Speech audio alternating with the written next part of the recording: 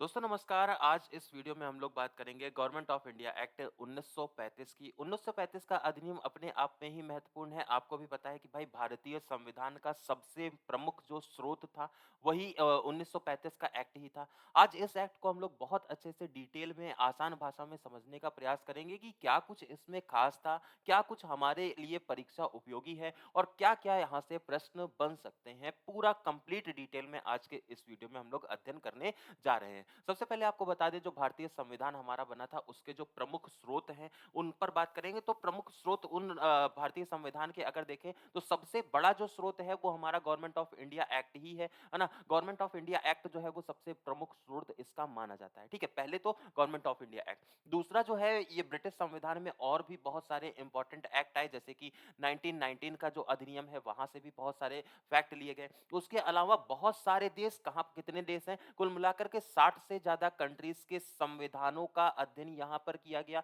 अब ये जो संविधानों का अध्ययन है इसके माध्यम से किया गया। इसमें आपको ये ध्यान रखना है इनमें जो जो ऐसी चीजें थी जो कि भारत के परिप्रेक्ष्य में, भारत के रिस्पेक्ट में ये इंपॉर्टेंट थी या उन्हें अपनाया जा सकता था, तो उन्हें अपनाने का भी कार्य इसमें किया गया। तो 60 से ज्यादा संविधानों का अध्ययन एक बहुत वृहद यहाँ पर रूपरेखा, एक बहुत बृहद यहाँ पर रूपरेखा यहाँ पर फॉलो किया गया है ना। एक आधारशिला जो मानी गई वो 60 से ज्यादा संविधानों का अध्ययन इसमें किया गया। इसके पीछे जो उद्देश्य था वो यही था कि भाई भारत के लिए जो उपयोगी है ना उसको हम लोग वो सारी चीजों को इंक्लूड करें, क्योंकि हम लोग यहाँ पर बहुत बड़ा सा संविधान, बहुत बड़ी डाइवर्सिटी वाला देश चलाने जा रहे थे, है ना। हमारे पास में विविधता बहुत थी, हमारे पास में धार्मिक आधार पर विविधता बहुत थी, हमारे पास में सांस्कृतिक आधार पर विविधता बहुत थी, भाषाई आधार पर और धर्म के आधार बहुत प्रकार की विविधताएं भारत में देखने को मिलती थी। तो वो डाइवर्सिटी को कोई यहाँ पर समस्या ना होने पाए, क्योंकि जब भारत को आजादी मिली थी ना तो विश्व की नजरें भारत पर ये कह करके लगी हुई थी कि ये देश बहुत दिन तक सरवाइव नहीं कर पाएगा। आगे चल करके इतनी विविधताओं के कारण यहाँ पर सांप्रदायिक दंगे या फिर इस तरह की चीजों के बाद में ये देश अपना अस्तित्व खो बैठेगा। लेकिन उसके बाद भी हम लोग देखें कि 75 साल हम लोग अपने मना रहे हैं आजादी के, है ना। तो ये सारी चीजें ऐसे नहीं हो पाती हैं, एक दिन में नहीं हो पाती हैं। वो सारी चीजें धीरे धीरे क्रमिक विकासों के माध्यम से और जो हमारे संविधान में जुड़े हुए प्रावधान हैं उनके माध्यम से होती हैं। भारतीय संविधान का जो सबसे प्रमुख जो भाग रहता है वो गवर्नमेंट ऑफ इंडिया एक्ट 1935 है। बहुत सारी चीजें यहाँ से हम लोगों ने अपनाई हैं और उन चीजों पर आज के इस वीडियो में हम लोग वृहद चर्चा करने वाले हैं। देखिए, सबसे पहले आपको ये बताएं कि ब्रिटिश शासन का जो सबसे विस्तृत और प्रभावशाली कानून है वो भारत प्रशासन को एक नया स्वरूप देने का प्रयास इसमें किया जाएगा।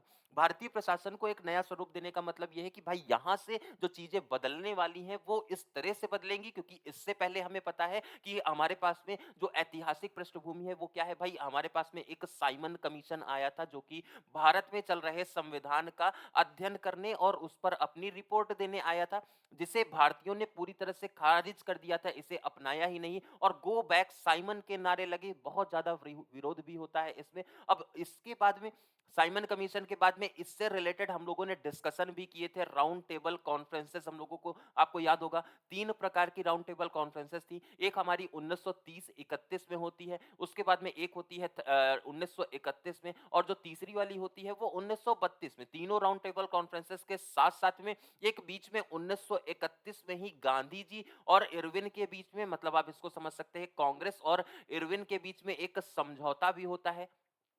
ये सारी चीजें हो रही थी, मतलब भारतीयों की यहाँ पर बहुत ज्यादा सुनी जा रही है, भारतीयों के लिए यहाँ पर बहुत सारी चीजें करी जा रही हैं और भारतीयों में अब इनको पता चल गया है अंग्रेजों को कि भारत में अगर आप रूल करना चाहते हैं तो आप भारतीयों के बिना नहीं कर सकते हैं। तो ये वाला एक्ट जो है वो ब्रिटिश संविधान या फिर ब्रिटिश शासन का सबसे बड़ा एक्ट ये कहा जाएगा, सबसे ज्यादा विस्तृत और सबसे ज्यादा प्रभावशाली जो ये कानून है इसे कहा जाएगा। ठीक है, इसके पीछे जो आधार रहा था हम लोगों ने देखा है कि भाई जो सविनय अवज्ञा आंदोलन चल रहा था वो भी बहुत ज्यादा डिससेटिस्फैक्शन था। साइमन कमीशन की रिपोर्ट जो है वो भी बहुत बड़ी डिससेटिस्फैक्शन हो चुकी थी भारतीयों के लिए। साइमन कमीशन का विरोध करते हुए लाला लाजपत राय की मृत्यु भी हो चुकी थी, लाला लाठीचार्ज वाली घटना जिसके बारे में हम लोगों ने देखा।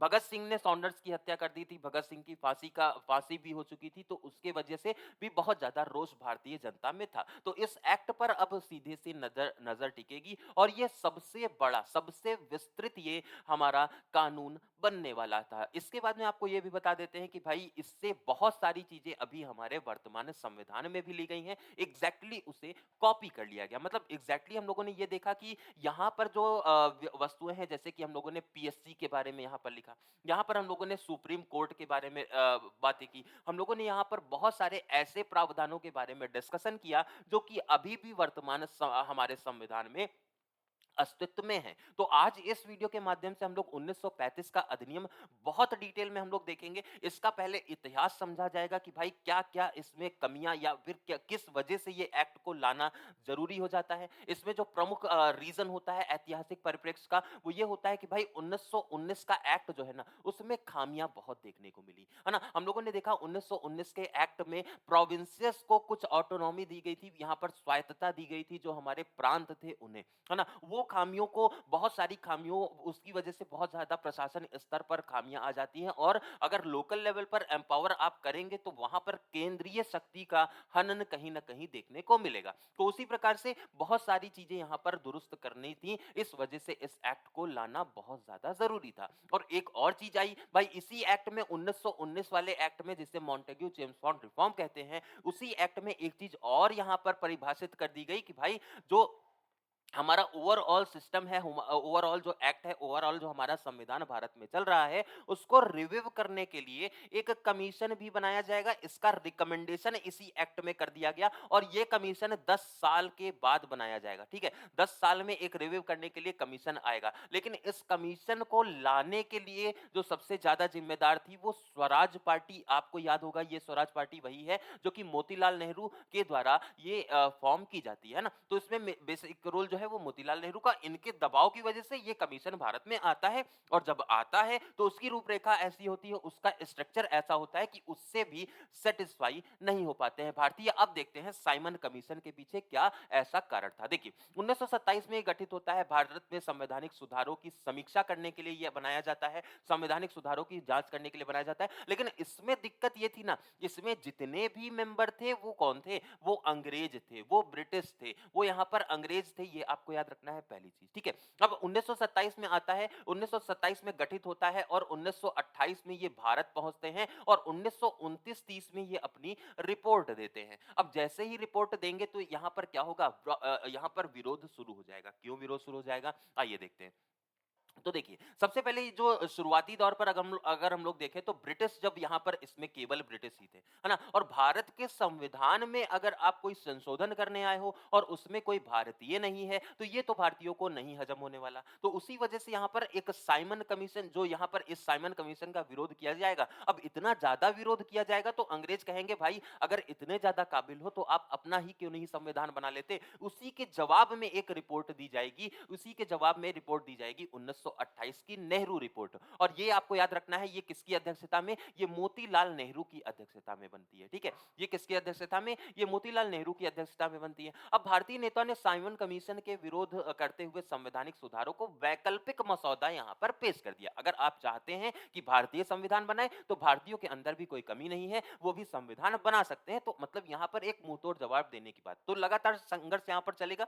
साइमन कमीशन का, नेहरू रिपोर्ट का, दोनों का ही आपस में संघर्ष लगातार एक के बाद एक चलेगा, है ना। तो इसकी वजह से अब यहां पर डिस्कशन है, अब यहां पर पूरी तरह से नजर टिकी हुई है इसके बाद आने वाले संवैधानिक सुधारों में। उसके पहले एक और चीज होती है, वो आता है हमारा गोलमेज सम्मेलन। अब ये 1930 से लेकर के 1932। अब आप ये सोचते होंगे कि सर ये गोलमेज सम्मेलन को, इसका नाम ऐसा क्यों रखा गया। देखिए एक राउंड टेबल कॉन्फ्रेंस का मतलब ये होता है कि यहां पर हर एक व्यक्ति को, आप ये समझ सकते हैं कि जैसा कि नाम है ना राउंड टेबल, है ना, यहाँ पर एक राउंड टेबल पे सभी व्यक्ति को अपनी बातें रखने का मौका मिले। और ये राउंड टेबल कॉन्फ्रेंस लंदन में आयोजित होती है। 3 राउंड टेबल कॉन्फ्रेंसेस होती हैं। बेसिकली यहाँ पर डिस्कशन ही होता है, जो साइमन कमीशन आया था उसकी रिपोर्ट थी, उसी पर डिस्कशन यहाँ पर होता है। और राउंड टेबल का मतलब यह है कि भाई सबको, यहाँ पर कोई प्रायोरिटी नहीं है किसी को, सबको बराबर का मौका दिया जाए कि वो अपनी बातों को रख पाए, है ना, अपनी बातों को वो रख पाए। इस तरह से यहाँ पर ये यहाँ पर अरेंजमेंट किया गया। ठीक है, तो साइमन कमीशन गोलमेज सम्मेलन में भी, गोलमेज सम्मेलन की अगर बात करें तो क्या भारतीय राष्ट्रीय कांग्रेस ने इसमें भाग लिया था। हाँ, पहली वाले में तो नहीं लिया, पहली वाली राउंड टेबल कॉन्फ्रेंस को पूरी तरह से इन्होंने बायकॉट कर दिया। क्यों? क्योंकि भारत में चल रहा था उसी समय पर सविनय अवज्ञा आंदोलन, ठीक है? सविनय अवज्ञा आंदोलन जिसको गांधी जी ने चलाया था, नमक सत्याग्रह के नाम से भी इसे जानते हैं। नमक कानून तोड़ने के बाद में यहाँ पर बायकॉट, बहिष्कार और स्वदेश और उसके साथ में सत्याग्रह की नीति पर ये आंदोलन भारत में चल रहा था। ये चल रहा था, उसके साथ में ये साइमन कमीशन तो हुआ, तो पहले वाले को तो बॉयकॉट कर दिया, कांग्रेस ने इसमें शामिल ही नहीं हुए। दूसरे वाले के बीच में एक गांधी जी और इरविन के बीच में समझौता होता है। बेसिकली वो इसीलिए होता है कि कांग्रेस को इसमें शामिल किया जाए गोलमेज सम्मेलन में। तो उसके लिए कांग्रेस की तरफ से गांधी जी ही जाते हैं इस राउंड टेबल कॉन्फ्रेंस में शामिल होने के लिए। 1931 में राउंड टेबल कॉन्फ्रेंस दूसरी वाली होती है, जिसमें पहली बार कांग्रेस इसमें शामिल होती है, पहली और आखिरी बार भी आप इसे कह सकते हैं, ठीक है? तो पहली आखिरी बार ये शामिल हो जाते हैं दूसरी वाले में, लेकिन यहां पर भी कोई भी मांग नहीं मानी जाती है, तो कुछ ही दिन में ये वहां से वापस भी आ जाते हैं। कुछ ही दिन में गांधी जी वहां से वापस भी आ जाते हैं और दोबारा से भारत में आकर के जो हमारा सविनय अवज्ञा आंदोलन है उसका 2.0 वर्जन लॉन्च कर देते हैं और लगातार विरोध करते रहते हैं, ठीक है? उसके बाद में जब तीसरी वाली होती है तो उसमें फिर से कांग्रेस नहीं गई। अब कांग्रेस नहीं गई है तो लगातार विरोध तो है ना। कांग्रेस ने इस राउंड टेबल कॉन्फ्रेंस या फिर यहाँ पर जो भी डिस्कशन है उसको मानने से पूरी तरह से मना कर दिया, तो लगातार विरोध है। उसके बाद में एक आता है श्वेत पत्र, जिसे सफेद पत्र या फिर व्हाइट पेपर कहते हैं, 1933 में। अब ब्रिटिश सरकार ने संवैधानिक सुधारों का एक दस्तावेज यहाँ पर प्रस्तुत किया था। एक आप इसे समझ सकते हैं, ये एक ड्राफ्ट के रूप में भारत में पेश किया गया कि आगे चल करके हम लोग इस प्रकार के संवैधानिक संशोधन कर सकते हैं, वो यहां पर परिभाषित किया गया। उसके आधार पर चीजें यहां पर रखी गई, ठीक है? अब देखिए, संवैधानिक विधेयक जब आता है अंततः 1935 में, ठीक है? उसके पहले क्या क्या हो चुका है ना? एक हमारे पास में साइमन कमीशन आया है। साइमन कमीशन ने अपनी रिपोर्ट दी है। साइमन कमीशन की रिपोर्ट देने के पहले एक नेहरू रिपोर्ट भी आ चुकी है। उसके बाद साइमन कमीशन ने जब रिपोर्ट दे दी तो उसके लिए 3 राउंड टेबल कॉन्फ्रेंसेस भी आयोजित हो चुकी हैं। उसके बाद में 3 राउंड टेबल कॉन्फ्रेंसेस आयोजित होने के बाद में एक व्हाइट पेपर, एक श्वेत पत्र, एक ड्राफ्ट यहां पर पेश किया गया है भारतीय राष्ट्रीय कांग्रेस के लिए कि हम लोग ये परिवर्तन आगे इसमें कर रहे हैं, ठीक है? उसके बाद में फाइनली लॉन्च किया जाता है 1935 का अधिनियम। तो इतने सारे डिस्कशन पहली बार किसी भी एक्ट के लिए हुए थे, है ना? इतने प्रकार के अगर डिस्कशन किसी भी एक्ट के लिए हो रहे हैं तो इसमें बहुत सारी चीजें इंक्लूड करने का यहाँ पर चांस बन जाता है। तो उसी को ध्यान में रखते हुए बहुत सारी चीजें इसमें इंक्लूड की जाएंगी और ये ब्रिटिश सरकार का सबसे बड़ा अधिनियम बन करके तैयार होगा, है ना? ब्रिटिश सरकार का ये क्या होगा? सबसे बड़ा अधिनियम बन करके तैयार होगा। ये भी आपको ध्यान रखना है। यहां से भी पूछा जाता है कि सबसे बड़ा अधिनियम कौन है और क्या क्या प्रक्रिया रही है, वो भी हमारे एग्जामिनेशन का एक अच्छा खासा क्वेश्चन यहां से बनता है, ठीक है? अब देखिए, 1935 का अधिनियम हम लोग देख रहे हैं कि भाई ये सबसे बड़ा अधिनियम है, बहुत सारे डिस्कशन के बाद में ये बना है। अब क्या इसके अंदर था, विशेषताएं क्या क्या थी, है ना? इसकी विशेषताएं, अधिनियम में प्रमुख जो विशेषताएं हैं उन पर बात करेंगे। उसके बाद में अधिनियम में कमियां भी थी, उन पर भी बात करेंगे। तो एकदम वृहद चर्चा है, लास्ट तक बने रहेंगे तो एक अच्छी खासी विषय वस्तु आपकी क्लियर हो जाएगी, ठीक है? अब देखिए, अगला जो पॉइंट आता है वो आता है संघीय संरचना की स्थापना, है ना? Establishment of federal structure. इस अधिनियम ने भारत में संघीय शासन प्रणाली का प्रस्ताव दिया था। इस अधिनियम ने भारत में संघीय शासन प्रणाली का प्रस्ताव दिया। यहाँ पर जो प्रस्ताव है वो फेडरल स्ट्रक्चर का है ना? फेडरल स्ट्रक्चर का मतलब यही है कि भाई हमारे पास में एक केंद्र होगा, हमारे पास में क्या होगा? एक केंद्र होगा और उसी का एक सब ऑर्डिनेट राज्य होगा। तो वो एक हमारा फेडरल सिस्टम की व्यवस्था जो यहाँ पर संदर्भित की गई, यहाँ पर परिभाषित की गई, ठीक है? उसके बाद में देखिए, यहाँ पर 3 घटक इसके रहेंगे, ये जो संघीय व्यवस्था है इसकी। तो सबसे पहला जो भाग है वो आता है हमारा संघीय क्षेत्र, जिसे फेडरल एरिया कहते हैं, जिसमें ब्रिटिश भारत की सभी प्रांत शामिल हो जाएंगे। जितने भी ब्रिटिश भारत के प्रांत हैं वो इनमें शामिल हो जाएंगे। उसके बाद में कुछ ऐसी भी रियासतें हैं जो कि लोगों के द्वारा, मतलब यहाँ के राजाओं के द्वारा लीड की जा रही हैं। लगभग 565 रियासतें भी इसमें शामिल होंगी। उसके बाद में जो तीसरा आएगा वो प्रत्यक्ष नियंत्रण वाले, डायरेक्ट कंट्रोल वाले एरिया, जो कि केंद्र के अधीन, जैसे अभी वर्तमान में यूनियन टेरिटरीज होती हैं, वो यूनियन टेरिटरीज यहाँ पर परिभाषित की गई। तो 3 प्रकार के यहाँ पर घटक शामिल किए गए संघों में, ये आपको याद रखना है। और उसमें फेडरल एरिया हो गया, प्रिंसली स्टेट्स हो गए, उसके बाद में डायरेक्टली कंट्रोल्ड एरियाज हो गए, प्रत्यक्ष नियंत्रण वाले क्षेत्र हो जाएंगे। तो 3 प्रकार से यहाँ पर एक फेडरल स्ट्रक्चर भारत में बनाने का प्रस्ताव पहली बार दिया गया 1935 के अधिनियम में। उसके बाद में दूसरा जो आता है, संघीय व्यवस्था पूरी तरह से लागू नहीं हो पाएगी। आपको भी पता है क्यों नहीं हो पाएगी? क्यों? क्योंकि भाई भाई देसी रियासतों के लिए अगर आप कंट्रोल लेकर के आएँगे ना, तो उन्हें लगेगा कि भाई मेरी जो अथॉरिटी है वो खत्म हो रही है। अब राजा की अगर कुर्सी जा रही है, तो ये सबसे बड़ा उसके लिए क्या हो जाएगा? सबसे बड़ा उसके लिए डिमेरिट हो जाएगा ना। तो इस वजह से रियासत जो है वो देसी रियासतें यहाँ पर शामिल होने से इनकार, पूरी तरह से शामिल होने से ये इनकार कर देती हैं, ये भी आपको याद रखना है। तो संघीय व्यवस्था पूरी तरह से लागू नहीं हो पाएगी, क्यों? क्योंकि देसी रियासतें इसमें शामिल होने से इनकार कर देंगी, क्योंकि उन्हें लगेगा कि भाई इससे क्या होगा? इससे राजा की जो ताकत है, राजा की जो पावर्स हैं, वो यहाँ पर खत्म हो सकती हैं। इस वजह से ये आपको याद रखना है कि देसी रियासतों ने इसमें शामिल होने से मना कर दिया और ये फेडरल स्ट्रक्चर अस्तित्व में नहीं आ पाएगा। ठीक है, आगे बढ़ते हैं। अब देखिए यहां पर प्रांतीय स्वायत्तता की जो बात थी उस पर बात करेंगे कि यहां पर क्या प्रावधान आया। तो देखिए इस अधिनियम के तहत में प्रांतों को स्वतंत्रता प्रदान करने का बड़ा पहला कदम ये माना गया है ना। ये स्वतंत्रता प्रांतों को प्रदान करने का बड़ा पहला कदम माना गया। प्रांतीय सरकार को विधायी कार्यकारी शक्तियों में स्वायत्तता दी जाएगी। प्रांतीय सरकार को विधायी कार्यकारी शक्तियों में स्वायत्तता प्रदान करने का कार्य किया जाएगा। प्रांतों के गवर्नर को अब ब्रिटिश सरकार की बजाय निर्वासित विधायिका के प्रति उत्तरदायी बना दिया जाएगा। यहाँ पर ब्रिटिश सरकार की बजाय निर्वाचित विधायिका के प्रति उत्तरदायी। अब यहाँ पर क्या है? प्रांतों के गवर्नर ब्रिटिश सरकार के बजाय अब किस पर होंगे? निर्वाचित विधायिका के प्रति उत्तरदायी, है ना। जो व्यवस्था अभी वर्तमान में देखने को मिल रही है वो यहाँ पर प्रस्तावित की गई। तो विधायिका के प्रति उत्तरदायी गवर्नर होने लगेगा। ठीक है, आगे बढ़ते हैं। इसके बाद में देखिए प्रांतों को संघीय सूची और प्रांतीय सूची के तहत में अलग अलग विषयों में विभाजित करने की शक्ति भी दे दी गई। यहाँ पर संघीय सूची अलग है, प्रांतीय सूची अलग है, और संघीय सूची प्रांतीय सूची उस पर आप कानून बना सकते हैं, उस पर आपको अधिकार है। वो एक विभाजन जो कि अभी वर्तमान में भी देखने को मिलता है कि भाई हमारे पास में एक यूनियन लिस्ट है, एक हमारे पास में राज्य की सूची है, एक स्टेट लिस्ट जिसे कहते हैं, एक हमारे पास में समवर्ती सूची है ना। तो उसी प्रकार से यहाँ पर सूचियों में अलग अलग विषयों को विभाजित करने की बात की गई, जो कि उस समय का एक बहुत बड़ा कदम इसे माना गया। संघीय जो व्यवस्था है उसको सुचारू रूप से कैसे चलाया जा सकता है? तभी चलाया जा सकता है जब सबके पास में अपने अपने पावर्स हैं, सबको पता है कि उन्हें क्या क्या कार्य करना है ना। सबको पता है कि उन्हें क्या क्या कार्य करना है।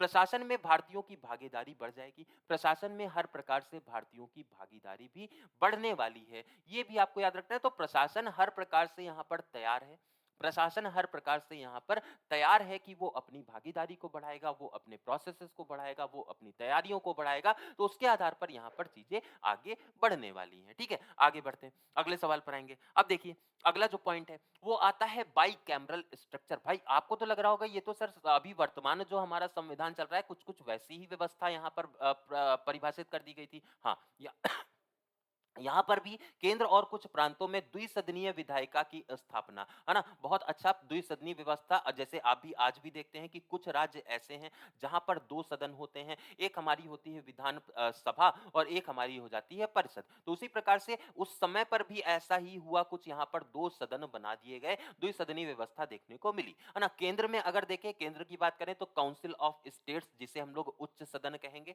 है ना, काउंसिल ऑफ स्टेट्स हो जाएगी। उसके बाद में एक फेडरल असेंबली हो जाएगी जिसे हम लोग निम्न सदन कहेंगे, ये आपको याद रखना है।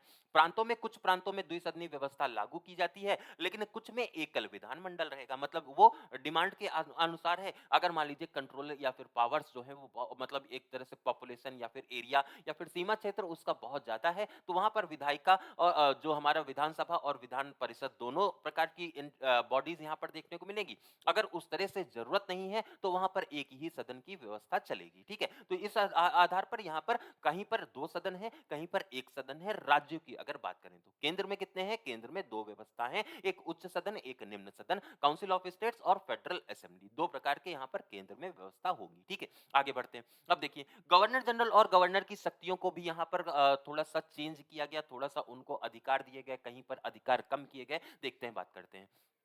गवर्नर जनरल केंद्र और सरकार का प्रमुख रहता है, उसके पास में व्यापक शक्तियां रहती हैं, जैसे कि विधायक पर वीटो का अधिकार होता है, विधेयक पर वीटो का अधिकार इनके पास में रहता है, ये भी आपको याद रखना है। और उसके साथ में आदेश जारी करना, आदेश लागू करना, प्रांतीय स्तर पर गवर्नरों को भी विस्तृत प्रशासन अधिकार, प्रशासनिक अधिकार देने का बात, मतलब यहाँ पर बेसिकली आप क्या करें, गवर्नर को अध्यादेश ऑर्डिनेंस की पावर, जो कि अभी वर्तमान में भी प्रेसिडेंट और गवर्नर को रहती है भारत में, है ना, आदेश जारी करने की शक्ति इनके पास में है और विस्तृत प्रशासनिक अधिकार भी इन्हें दिए गए। जैसे भारत में भी अगर आप देखें अभी ये व्यवस्था देखने को मिलती है प्रेसिडेंट को और उसके साथ में गवर्नर्स, राज्यों के जो गवर्नर होते हैं उनको भी अधिकार दिए गए हैं, प्रशासनिक अधिकार इसमें दिए गए हैं। अब देखिए पृथक निर्वाचिका सेपरेट इलेक्टोरेट की जो अवधारणा है उसको ये लोग जो लेकर के आए थे, कहां पर लेकर के आए थे 1909 के अधिनियम मॉर्लेमेंटो रिफॉर्म में, है ना, उसको ये आगे बढ़ाते ही चले जाएंगे। अब धार्मिक सांप्रदायिक आधार पर अलग निर्वाचन क्षेत्रों की प्रणाली को जारी रखा गया और अब ये जो व्यवस्था है वो किसके किसके लिए हो गई, मुसलमानों के लिए, सिखों के लिए, यूरोपियनों के लिए, एंग्लो इंडियन के लिए और अन्य अल्पसंख्यक भी हैं इसमें इंक्लूड कर दिए जाते हैं। मतलब जो ब्रिटिश सरकार है ना वो ज्यादातर काम करती थी, वो ज्यादातर अपनी चीजों को रखती थी किस पर, वो बांटो और राज करो की नीति पर, है ना, डिवाइड एंड रूल की जो नीति है उसको ये अपनाने का काम करती थी, उसी के आधार पर ये कार्य करती थी। इस प्रावधान ने सांप्रदायिक विभाजन को भी बढ़ावा देने का कार्य किया। अब ये वही प्रावधान है जिसने सांप्रदायिक विभाजन को बढ़ावा देने का कार्य किया, ये भी एक अच्छा पॉइंट। और इसके आधार पर आप ये कह सकते हैं कि जो डिवीजन है, जो भारत में ब्रिटिश सरकार जो अलगाव लाना चाहती थी उसको ये हर एक अधिनियम के माध्यम से आगे बढ़ाने का भी प्रयास कर रही थी, चाहे वो 1909 का अधिनियम हो, चाहे वो 1919 का अधिनियम हो या फिर वो आगे चल करके 1935 का अधिनियम हो। तो ये विभाजन धीरे धीरे करके बढ़ता ही चला जाएगा। ठीक है, इसके बाद में आता है फेडरल कोर्ट, बहुत इंपॉर्टेंट पॉइंट है ये भी, है ना। भारत में पहली बार एक संघीय न्यायालय स्थापित होता है और इसके पहले जो कोर्ट हुआ करता था वो कलकत्ता में था, लेकिन ये वाला जो संघीय न्यायालय है ये कहां पर, ये दिल्ली में स्थापित, कहां पर, दिल्ली में इसे स्थापित किया जाता है। इसके बाद में केंद्र और प्रांतों के बीच में विवादों का निपटारा करने, संविधान के प्रावधानों की व्याख्या करने का अधिकार इसे दे दिया गया। तो अगर मान लीजिए कोई विवाद होता है केंद्र में या फिर प्रांत में तो उसका निर्धारण कौन करेगा, उसका निवारण कौन करेगा, उसका निपटारा कौन करेगा, तो वो कार्य करने वाला है संघीय न्यायालय, है ना। वो कार्य कौन करेगा, वो संघीय न्यायालय करेगा।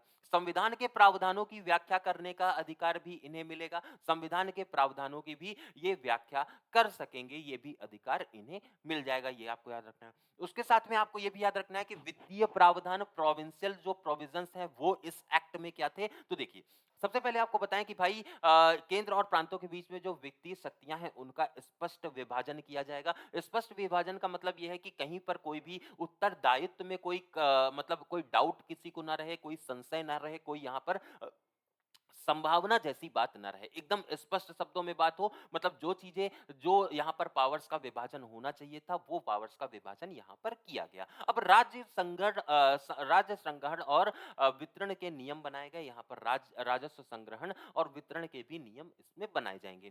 केंद्र और प्रांतों के बीच में आयकर, सीमा शुल्क और बिक्री कर जैसे करों के संग्रह का और वितरण का प्रावधान किया जाएगा। केंद्र और प्रांतों के बीच में आयकर, सीमा शुल्क, बिक्री कर जैसे करों के संग्रह का वितरण किया जाएगा, ये भी आपको याद रखना है। ये वित्तीय प्रावधान, फाइनेंशियल प्रोविजंस हो जाएंगे। अब आपातकालीन शक्तियों में अगर बात करें तो गवर्नर जनरल, प्रांतीय गवर्नर और आपातकालीन परिस्थितियों में विशेष अधिकार इन्हें दिए जाएंगे। अगर मान लीजिए कोई ऐसी व्यवस्था बन जाती है, ऐसी कोई आपातकालीन सिचुएशन बन जाती है तो वहां पर कुछ विशेष अधिकार दिए जाएंगे। इन अधिकारों का उपयोग करके किसी भी क्षेत्र का सीधे नियंत्रण केंद्र के हाथों में आ सकता है, ये आपको याद रखना है, जो कि मौजूदा व्यवस्था भी है।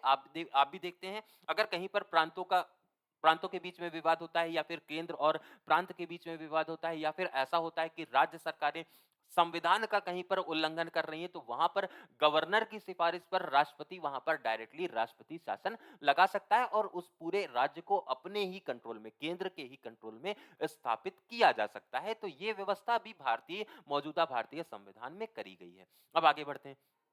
इसके बाद में आता है सबसे बड़ा जो मुद्दा है, जो कि लास्ट तक भारत की स्वतंत्रता तक ये सॉल्व नहीं हो पाता है, वो है देसी रियासतों का प्रबंधन। देसी रियासतों के प्रबंधन में क्या है, यहाँ पर शामिल करने का, देसी रियासतों को संघीय व्यवस्था में शामिल करने का यहाँ पर क्या किया गया, प्रयास किया गया। यहाँ पर विकल्प दिया गया कि वे संघीय विधान मंडल में शामिल हो जाएं। उन्हें विकल्प दिया गया था, बहुत ज्यादा फोर्स नहीं किया गया था। आपको भी पता है भाई स्वायत्ता है वहां पर, ठीक बात है ना। ओवरऑल अगर देखें तो ब्रिटिश ऑटोनॉमी को वो लोग मान तो रहे हैं, लेकिन उसको पूरी तरह से अपना लेने के लिए वो लोग तैयार नहीं थे। और ये व्यवस्था, ये जो तैयारी वाली व्यवस्था है, ये आगे आगे चल करके आज़ादी के समय तक वो समस्या बनी रहती है ना? पंडित जवाहरलाल नेहरू और वल्लभ भाई पटेल ने कुशल नेतृत्व के माध्यम से इन लोगों को शामिल करने का हर संभव प्रयास किया, तब जाकर के ये लोग शामिल हुए थे, ठीक है? हालाँकि अधिकांश जो रियासतें हैं वो संघीय व्यवस्था में शामिल नहीं होती हैं, जैसा कि बाद तक ये संघर्ष एक के बाद एक चलता ही रहता है।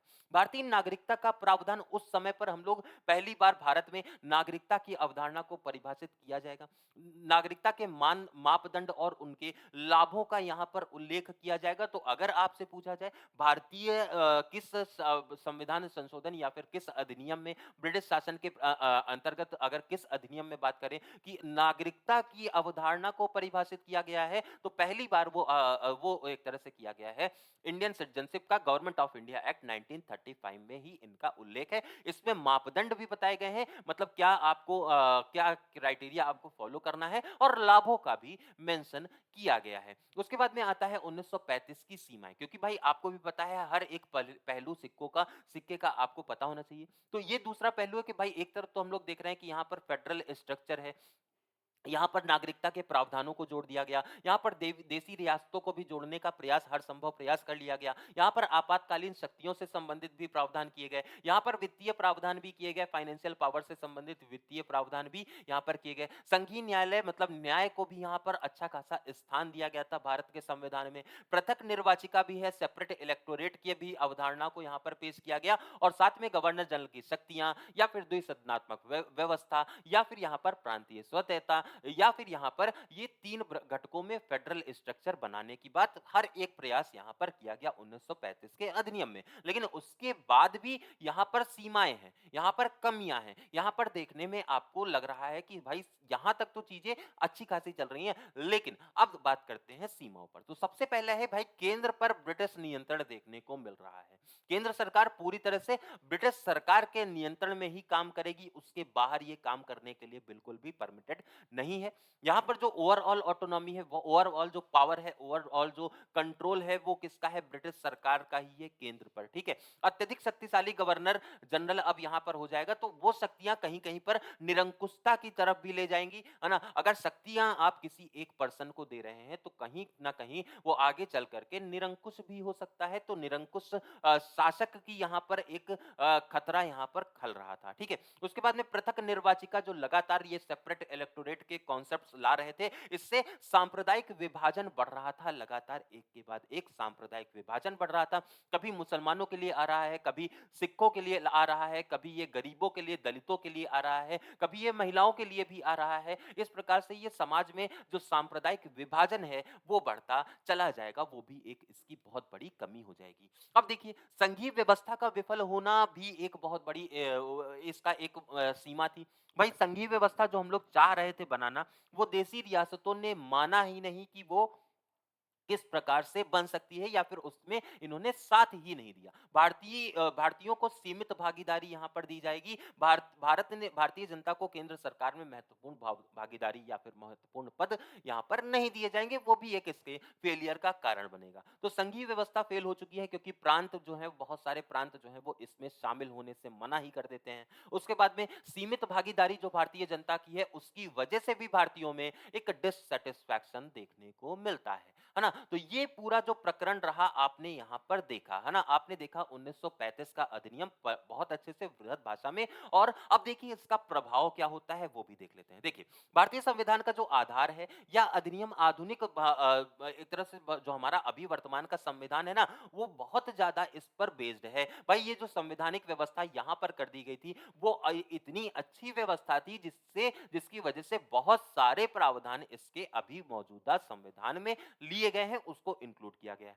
प्रांतीय स्वायत्ता एक बहुत बड़ा मुद्दा था। प्रांतीय स्वायत्ता मतलब प्रांतीय स्तर पर अगर देखें तो स्वशासन क्या विकास होगा, स्वशासन का पूरी तरह से विकास होगा, वो भी यहाँ पर प्रांतीय स्वायत्ता के रूप में की जाएगी, है ना। वो भी किसके भी रूप में? तो प्रांतीय स्वशासन जो आएगा, उससे जो ऑटोनॉमी है, या फिर एक तरह से आप ये समझे ना कि जो सरकार है, वो लोगों तक पहुंचने में एक उसको सुगमता का मार्ग मिल जाएगा, एक सरलता का मार्ग मिल जाएगा। इसके बाद में आता है संवैधानिक ढांचे की नींव भी यहाँ पर पड़ेगी। जो जो हमारा संविधान है वो अगर देखें ना कि भाई अगर मान लीजिए आप कोई एक निर्माण कर रहे हैं, मान लीजिए आप कोई एक बिल्डिंग बना रहे हैं। अगर आपके पास में एक आधार बना हुआ है, अगर आपके पास में एक बेस बना हुआ है जिसके ऊपर आप अपना पूरा मकान बना सकते हैं, तो आपका काम बहुत ज़्यादा आसान हो जाता है। तो वही काम, वही ढांचे का रूप देने का काम इस एक्ट ने, गवर्नमेंट ऑफ इंडिया एक्ट 1935 ने की, ये आपको याद रखना है। अब इसके आधार पर हम लोगों ने देखा भाई भारतीय भी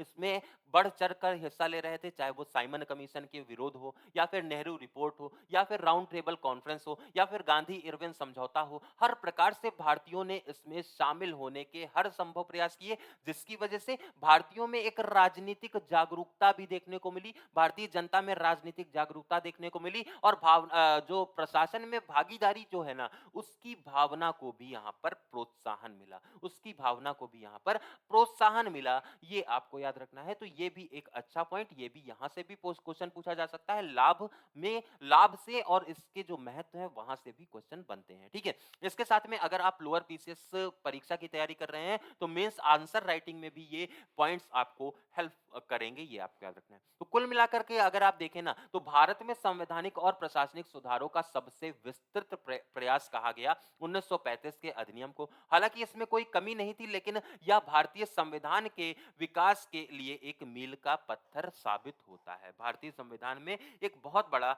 मील का पत्थर, मतलब अगर आपके पास में आधार है, अगर आपके पास में एक बेस बना हुआ है, तो आपका मकान जल्दी बनता चला जाता है। इस चीज से इस एक्ट को आप एक आधार के रूप में पढ़ सकते हैं, आप इस एक्ट को एक बेस के रूप में पढ़ सकते हैं, जिसके ऊपर हमारा पूरा संविधान टिका हुआ है। और भारत के संविधान में हमारे इतने ज्यादा आर्टिकल, इतना वृहद ये संविधान, विश्व का सबसे बड़ा संविधान जो भारत का है, उसके पीछे तीन प्रमुख रीजन बताए जाते हैं। उसमें आता है एक आपका 1935 का एक्ट, एक ये आता है कि भाई केंद्र और राज्य के जो प्रावधान हैं वो अलग अलग यहाँ पर मेंशन किए गए हैं, अलग अलग बनाए गए हैं, इस वजह से ये बहुत ज्यादा वृहद है। और एक और रीजन ये है कि यहाँ पर इतने ज्यादा देशों का जब अध्ययन किया जाएगा तो सब देशों में कुछ ना कुछ चीजें तो पसंद की होंगी ही, उनको यहाँ पर इंक्लूड किया गया और हमारा संविधान इतना वृहद बन गया, है ना। तो कैसी लगी ये इन्फॉर्मेशन कमेंट सेक्शन में जरूर बताइएगा, और इसी तरह के एक्साइटिंग वीडियोस, इसी तरह के कंप्लीट वन शॉट वीडियोस आपको अब लगातार शिक्षा टाउन पर मिलते रहेंगे। उसके लिए आप चैनल को सब्सक्राइब कर लीजिए, और अगर मान लीजिए कोई भी डाउट होता है इस एक्ट से रिलेटेड या फिर किसी भी पॉइंट से रिलेटेड, तो उसे आप कॉमेंट सेक्शन में जरूर मेंशन करिएगा। आज के इस वीडियो में वर्तमान के लिए इतना ही। जुड़े रहिए लगातार शिक्षा टाउन पर, अपनी तैयारी को एक सही दिशा में आगे बढ़ाते रहिए हमारे साथ में। जय हिंद।